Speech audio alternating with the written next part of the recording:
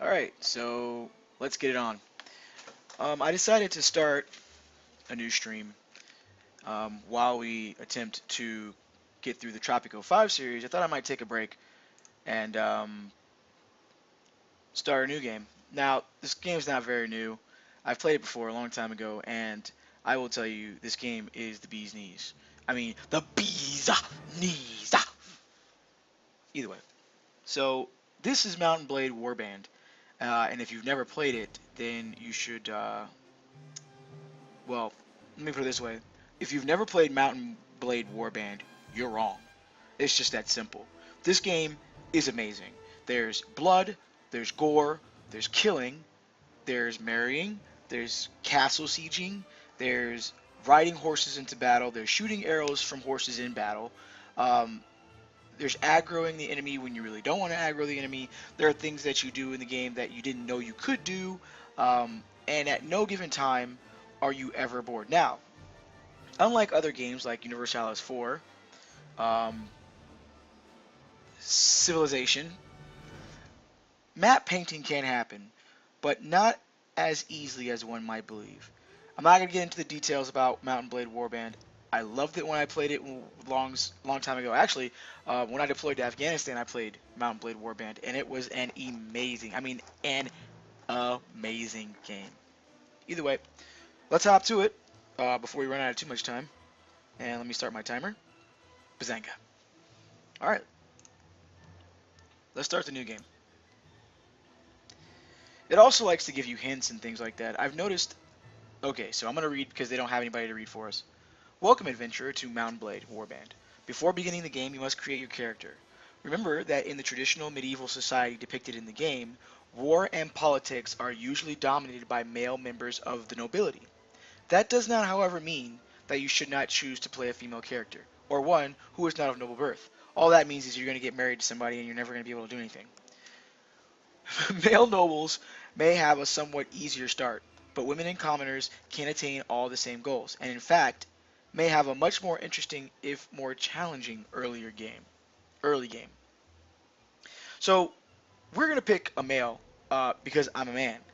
Um, I may come back and play the game as a female because I've never done that before, and that might pose some challenges that I might find appealing. So let's continue. I'll select male. We are going to select a veteran warrior because that's noble, and because I'm a veteran warrior, so it only seems appropriate. As a child, your family scrabbled out a meager living from your father's wages as a guardsman to the local lord. It was not an easy existence, and you were too poor to get much of an education. You learned mainly how to defend yourself on the streets, with or without a weapon in hand. You started to learn about the world almost as soon as you could walk and talk. You spent your early life as, we will say, ooh.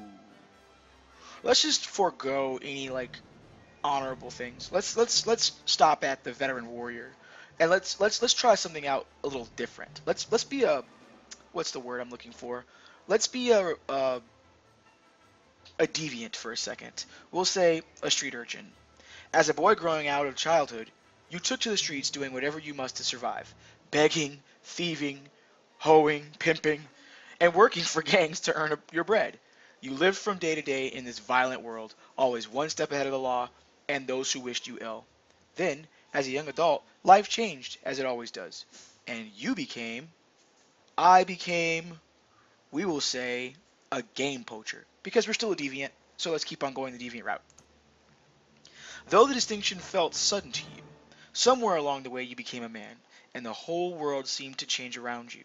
Dissatisfied with common men's desperate scrabble for coin, you took to your local lord's own force and decided to help yourself to its bounty. Laws be damned. You hunted stags, boars, and geese, and sold the precious meat under the table. Black market selling. You cut down trees right under the watchmen's noses, and turned them into firewood that warmed many freezing homes during winter. All for a few silvers, of course. But soon everything changed, and you decided to strike out on your own as an adventurer. What made you take this decision was, ooh, Let's do it. Let's go personal revenge. We're gonna go all out. So we know we're a veteran warrior, right? We start off as a street urchin, pickpocketing people like we're like Oliver Twist, right? And then after that, we become a young man, a teenager, and we decide let's go poaching because selling things under the table that's worth it. I don't want to pay taxes. Okay, that's cool. And then we get really upset at somebody, and now we want revenge. Personal revenge sounds good. I like the way this story is panning out. Only you know exactly what caused you to give up your old life and become an adventurer. Still, it was not a difficult choice to leave. With the rage burning brightly in your heart, you want vengeance. I want justice. What was done to me cannot be undone, and these debts can only be paid in blood. So let's become an adventurer and ride to our destiny. Let's do it.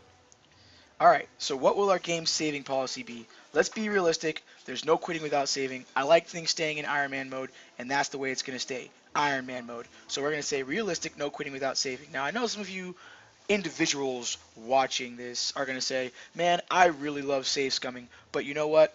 There will be no save scumming in this playthrough, and any playthroughs that I can avoid save scumming, I will. Now, that's not to say that there won't be some situations where it might be a little harder to play the game. And as I did in Tropico 5, I will save it at a specific point and then play it back to that point. But in Tropico 5, I didn't really do that. It auto-saved, and I just went back to the auto-save point. So, realistic, no quitting without saving, on the go. Bazanga. Alright, let's get a name. Now, enter your name and distribute your attributes. Okay, so what will our name be? Let's name ourselves... Oh, here we go. Let's name ourselves... The One. No, that's too cliche. Let's name ourselves...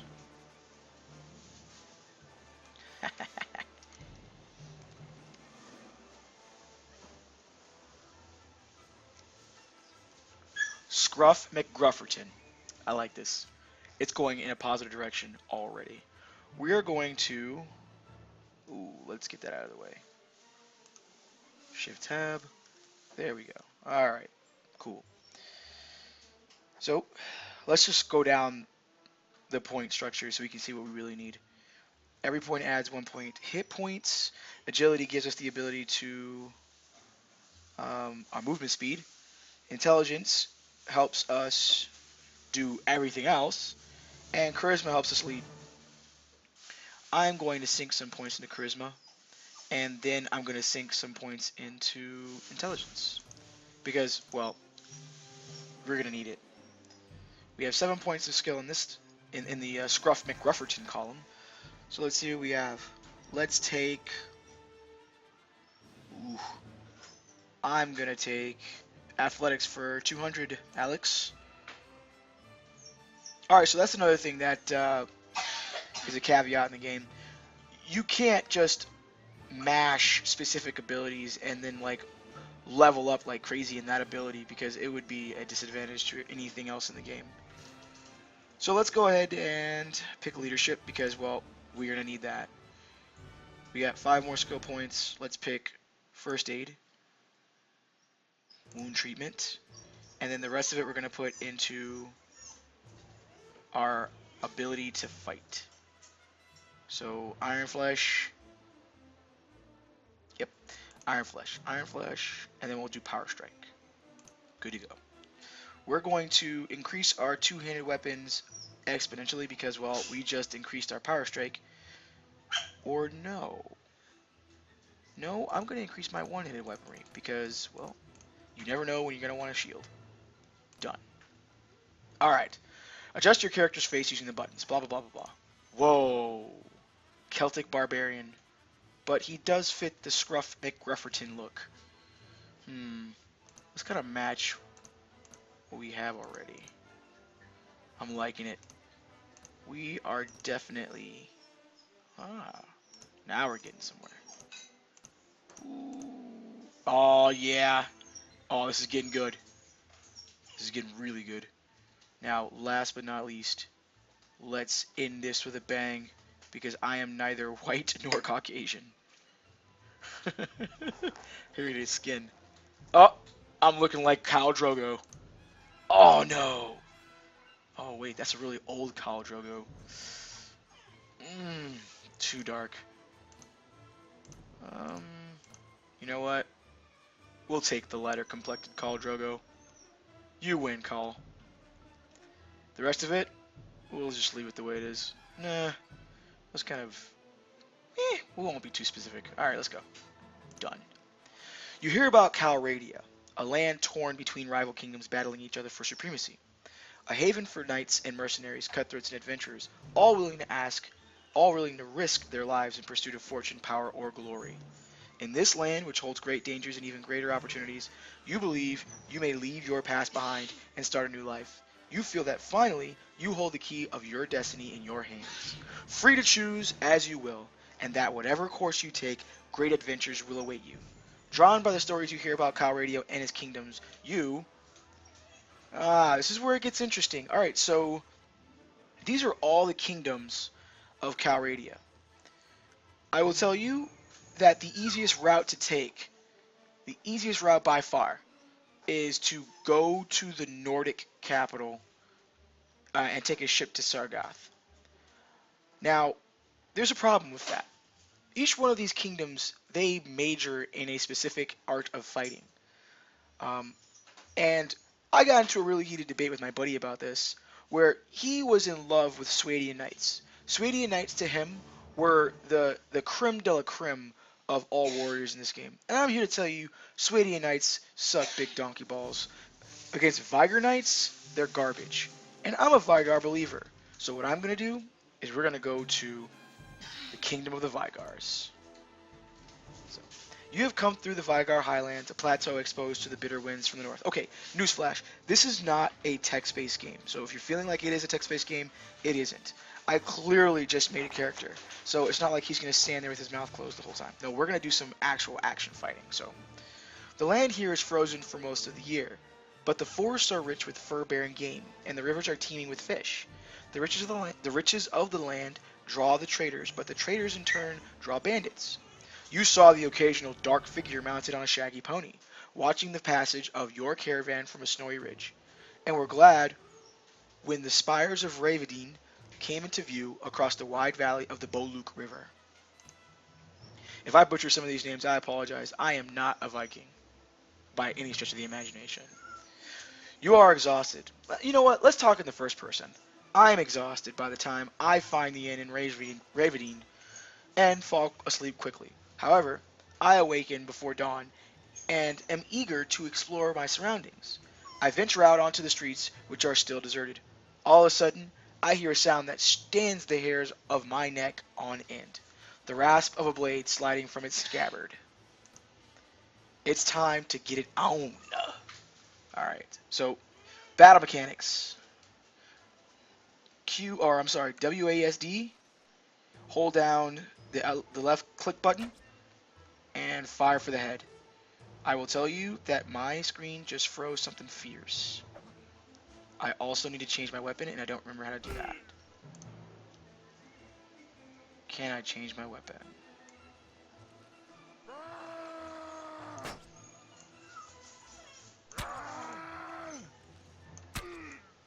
Let's just keep firing arrows until I figure out. Oh, in the eye!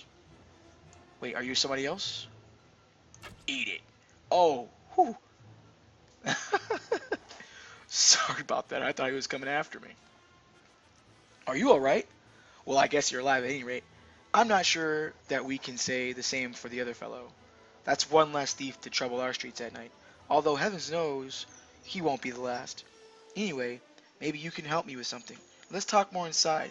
Out here, we don't know who's listening. So, we've already gotten into a firefight with someone that we had no clue who he was. Apparently he didn't like us too much. But let's go ahead and left mouse button to continue. The merchant takes me to his house.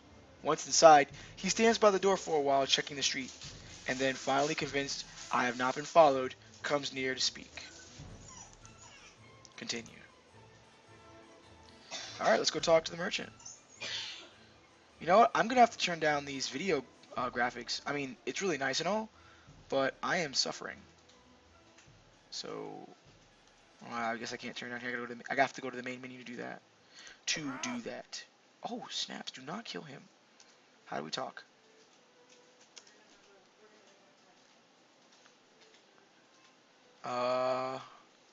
Yeah. How do we talk? No, don't be mean. Be nice. I probably should have read the instructions. Okay. Done. Don't punch. Be nice. How do you talk? Alright, spacebar. That's not it. There we go. F. Now, let me explain my proposition. We've always had brigands in the hills driven to banditry by war, debt, or love of violence. Recently, however, they've been getting bolder, leaving their camps in the wild and venturing into town, looking for unwary prey. The watch venturing into town looking for... Oh, I'm sorry. The watch commander tells us it's because of all the fighting on the frontiers, fewer men to keep an eye on the streets, but I'm not sure what to make of that. It seems to me that the most logical explanation is that these bandits have an ally inside the walls who helps them enter unnoticed and helps them identify particularly tempting targets. Last week, you see, they took my brother. I don't know what my... Okay, I'm not going to read all this. We're just going to say... Here's my proposition. You look like you've had a bit of experience with the blade. I want you to fight for money. I will say, you know what? Not at this moment. And we will save the game. Because we've come to a position in our game where it is time to end this episode. But we will continue very soon. This is not the end of the entire game. So I look forward to more Mountain Blade Warband with you, and remember, happy gaming.